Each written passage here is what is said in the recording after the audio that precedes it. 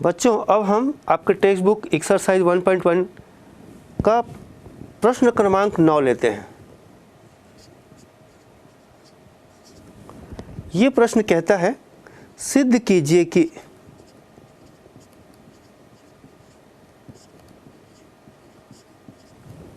समुच्चय A इस प्रकार है x belongs to z, z मतलब पूर्णांक संख्या, और वो इस प्रकार है 0 इज लेस देन और equal to x is less than और इक्वल टू 12 में दिए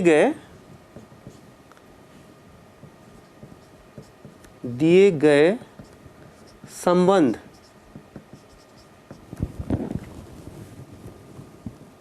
R इज इक्वल टू क्रमित युग्म AB such that mod of A minus B 4 का एक गुणज है।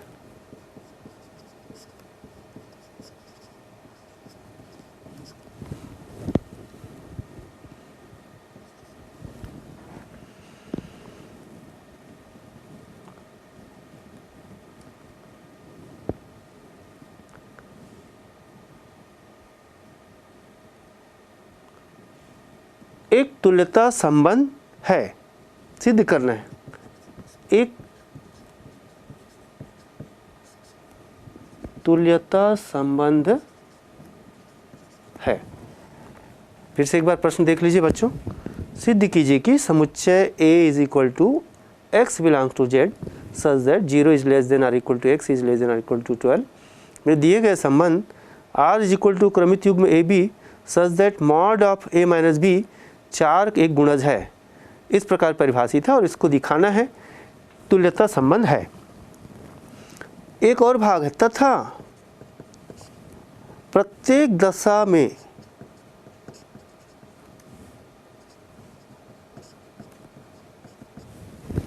एक से संबंधित अवयव को ज्ञात कीजिए। एक से संबंधित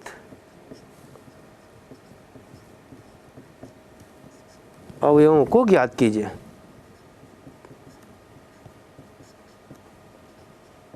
ये प्रश्न है। अब जब हम इसको हल करेंगे तो सबसे पहले देखिए आपको समुच्चय जो दिया है समुच्चय जो है समुच्चय निर्माण रूप में दिया है x belongs to z 0 is less than और equal to x is less than और इक्वल टू 12।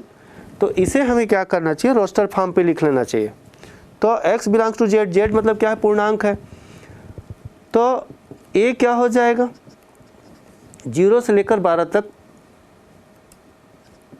0 1 2 3 4 5 6 7 8 9 10 11 एंड 12। और इसका जो संबंध R दिया है इसको समझना जरूरी है। R इज इक्वल टू क्रमित युग्म AB such that mod of A minus B 4 का एक गुणज है। अब इसमें जो शब्द आया है ये भी आप पिछली क्लास छोटी क्लास से जानते हैं। यहाँ पर ये भी समझना है कि 4 का गुणज क्या क्या हो सकता है, 0 यानी 4 का पहाड़ा, 4 शून्य 0 4 1 4 4 दूनी 8 4 3 12 एंड सो ऑन, ऐसा ये 4। अब पहला हम देखते हैं स्वतुल्यता के लिए।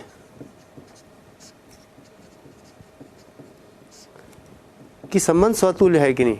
जैसे कि प्रश्न में क्या कहा गया है कि सिद्ध करना है कि यह एक तुल्यता संबंध है। तो इसके लिए हमें स्वतुल्यता का परीक्षण करना है, सममितता का परीक्षण करना है और संक्रामकता का भी परीक्षण करना है। तो पहले हम देखते हैं स्वतुल्यता के लिए। तो यहाँ पर देखिए for all A belongs to A, ये स्पष्ट है कि A माइनस A का mod of 0 is equal to 0 होता है और 0 4 के गुणज है, जो 4 का एक गुणज है। क्या मतलब कि आप इसके कोई भी अवयव लीजिए, किसी भी अवयव को या किसी भी संख्या को उसी में घटाने पर 0 ही आएगा और 0 का मान 0 होगा और 0 4 के गुणज होता है। इसलिए सभी क्रमित युग्मों को लिखने की जरूरत नहीं है। हम ये कह सकते हैं कि देयरफॉर R में AA जैसा अवयव मौजूद है, अर्थात AA बिलोंग्स टू R। अतः बोल सकते हैं R A में स्वतुल्य है। दूसरा हम देखते हैं सममितता के लिए। सममितता के लिए क्या परिभाषा है कि दो अवयव AB बिलोंग्स टू A के लिए यदि AB belongs to R, there implies BA belongs to R होना चाहिए। तो BA बिलोंग्स टू R होना चाहिए। देखते हैं तो A माइनस, चूंकि AB belongs to R, therefore mod of A minus B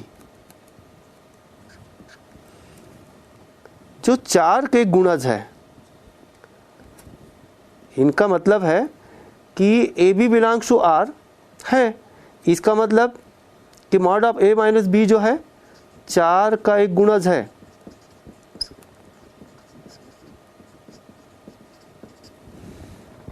इसका मतलब हम बोल सकते हैं there implies mod of A minus B को हम लिख सकते हैं माइनस कॉमन लेकर के B माइनस A का मॉड बोल सकते हैं, और इसको हम बोल सकते हैं जो 4 के गुणज होगा, और माइनस ऑफ दिस का मॉड पॉजिटिव होता है, यानी mod of B minus A ही होगा। इसका मतलब जब ये 4 का गुणज है तो ये भी 4 का गुणज होगा। आपने केवल माइनस कॉमन लेकर के लिखने का तरीका है जो 4 का गुणज है।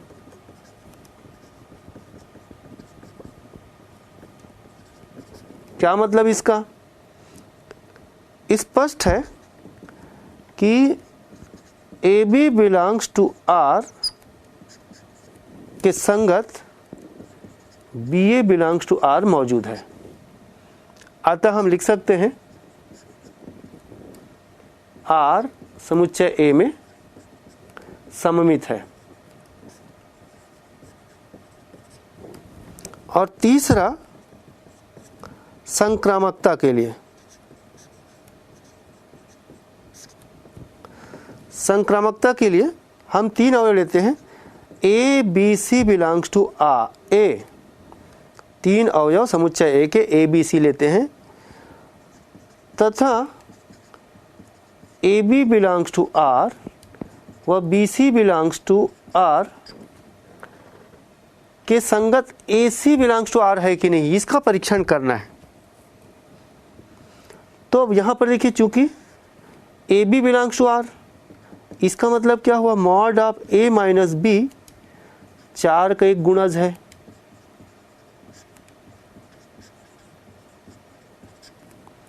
ठीक, BC बिलोंग्स टू R, इसका मतलब mod of B minus C, ये भी 4 का एक गुणज है।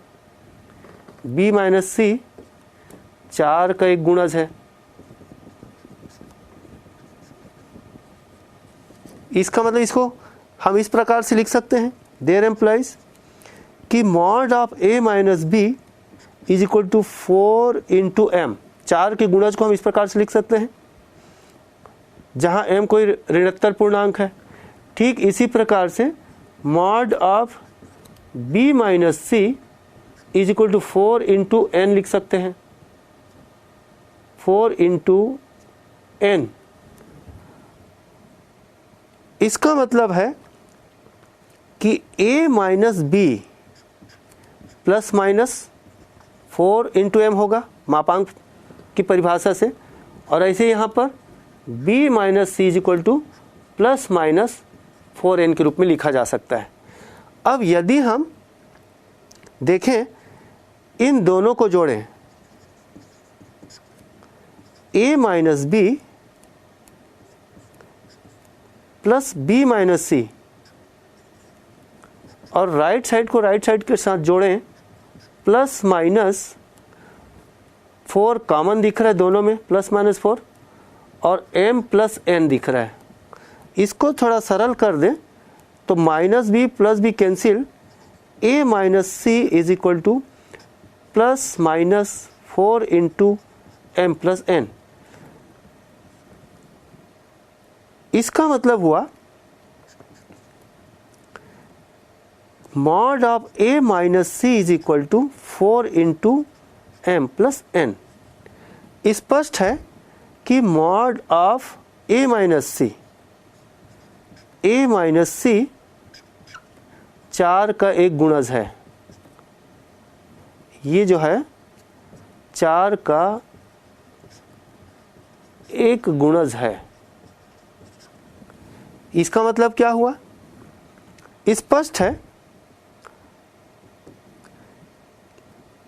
कि AB belongs to R and BC belongs to R, there implies AC also belongs to R।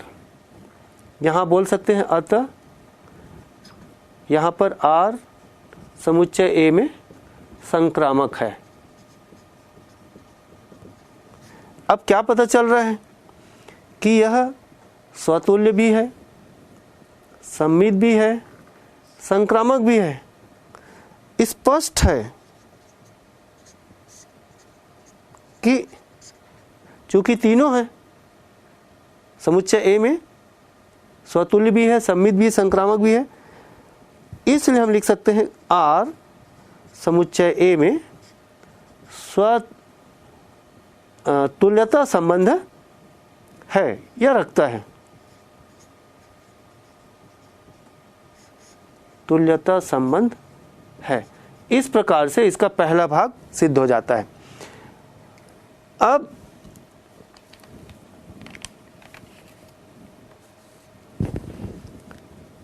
इसका दूसरा भाग के लिए ये पूछा है, एक से संबंधित अवयवों को ज्ञात कीजिए। तो एक से अवयव संबंधित उन अवयवों को देखना है। इसमें जितने भी क्रमित युग्म बनेंगे वो क्या होना चाहिए? 4 के गुणज होना चाहिए। तो मान लो वह समुच्चय, एक से संबंधित समुच्चय को क्यों मान लेते हैं? एक से संबंधित समुच्चय मान लो क्यों है। तो अब देखना है कि इसमें कौन कौन से अवयव होंगे। जैसे हम देखते हैं a इज इक्वल टू 1 रखते हैं, तो mod of a minus 1 a रखने पर हमें 1 माइनस 1 मिलेगा जो 0, और जो 4 का गुणज है, जो 4 का गुणज है। इसी प्रकार से a बराबर 2 रखेंगे मान लो, तो 2 माइनस 1 होगा। 2 रखेंगे तो 2 माइनस 1 तो 1 होता है, और 1 का मॉड 1 होता है जो 4 का गुणज नहीं है। तो हम सीधा रखते हैं 5 रखते हैं। तो a माइनस 1 का मान क्या हो जाएगा? एक से संबंधित क्रमित युग्म a1, यानी हमारा r जो है वो A1 प्रकार का होगा। उसको आपको ढूंढना है। R जो है हमको देखना है क्या होना चाहिए।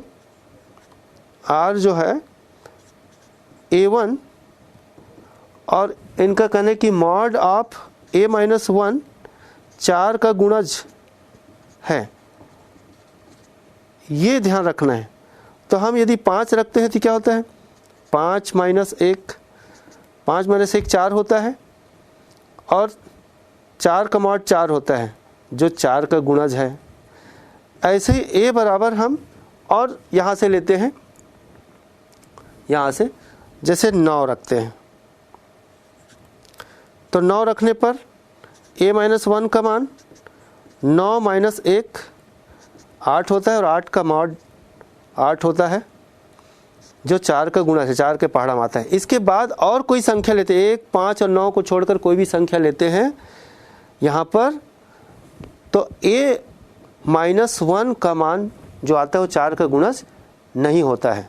आप कोई भी, जैसे हम लेते हैं इसका आखिरी एलिमेंट लेते हैं 12 लेते हैं, तो 12 - 1 क्या होता है 10, जो 4 का गुणज नहीं है।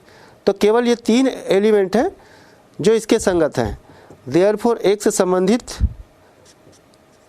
अवयवों का समुच्चय 1, 5, 9।